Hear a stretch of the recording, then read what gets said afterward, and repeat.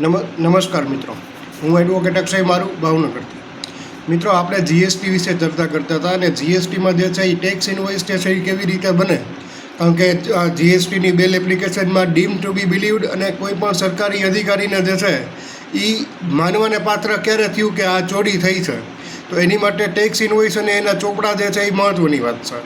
તો આમાં જે છે એ માલની હિલચાલ થાય, એટલે કે માલની મૂવમેન્ટ થાય બરાબર, ત્યારે તમારે ટેક્સ ઇન્વોઇસ બનાવવું પડે. આનો સીધો મતલબ એવો થયો કે તમે જ્યારે માલ વેચો ત્યારે તમારે ટેક્સ ઇન્વોઇસ બનાવવાનો.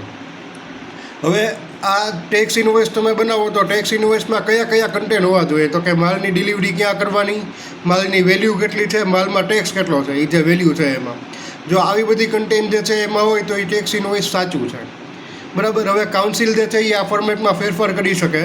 તમે જે ટેક્સ આપ્યો હોય બરાબર સરકારને, તો એ જે તમને રિસિપ્ટ આપે, આ વસ્તુ જે છે એ રિસિપ્ટ સરકાર તમને આપે તો એમાં ઈ ટેક્સનું ઇન્વોઇસ જ થાય બરાબર. હવે આવી વસ્તુ થાય કે જ્યારે રજિસ્ટર્ડ પર્સન, કારણ કે જ્યારે 20 લાખથી ઓછું ટર્નઓવર કોઈ વ્યક્તિનું હોય બરાબર, તો આ વસ્તુની અંદર જે છે ત્યારે તમારે ટેક્સ ઇન્વોઇસ બનાવવાની જરૂર હોતી નથી, કારણ કે તમે જીએસટીના દાયરામાં આવતા નથી.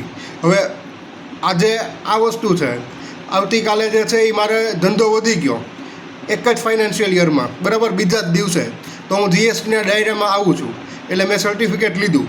તો સર્ટિફિકેટ લીધા પહેલાં મેં જે સપ્લાય કરી બરાબર, તો એનું ઇન્વોઇસ મારે કેવી રીતે બનાવવાનું, તો કે એનું ડિવાઇસ ઇન્વોઇસ બનાવવું પડે. જ્યારથી તમે જે માલ કોઈને વેચ્યો હોય એના 1 દિવસ, એના 30 દિવસ પહેલાં જે છે એ તમે એનું ડિવાઇસ ઇન્વોઇસ જે છે એ ઇસ્યુ કરી શકો.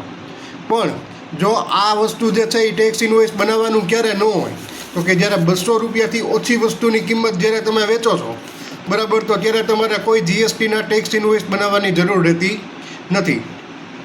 એડવાન્સ પેમેન્ટ જો કોઈ વ્યક્તિ પાસેથી લીધું હોય બરાબર, એડવાન્સ એટલે કે કોઈ માલની સેવા નક્કી કરેલી હોય બરાબર, અને એના માટેનું એ ઇન્વોઇસ તમે લીધું હોય તો એમાં જે છે એ વાઉચર તમારે એનું બનાવવાનું. જો વાઉચર બનાવવાનું ભૂલી ગયા બરાબર એડવાન્સનું, તો એ તમારી લાયબિલિટીમાં આવી જાય. તમે જ્યારે એ કોન્ટ્રાક્ટ આખો પૂરો કરો છો તો ત્યારે તમારે એ બિલિંગમાં જે છે એ પછી એડજસ્ટ કરવું પડે. હવે રિફંડ આપો છો કોઈ પણ વ્યક્તિને, રિફંડ આપો છો અથવા તો ડિસ્કાઉન્ટ આપો છો.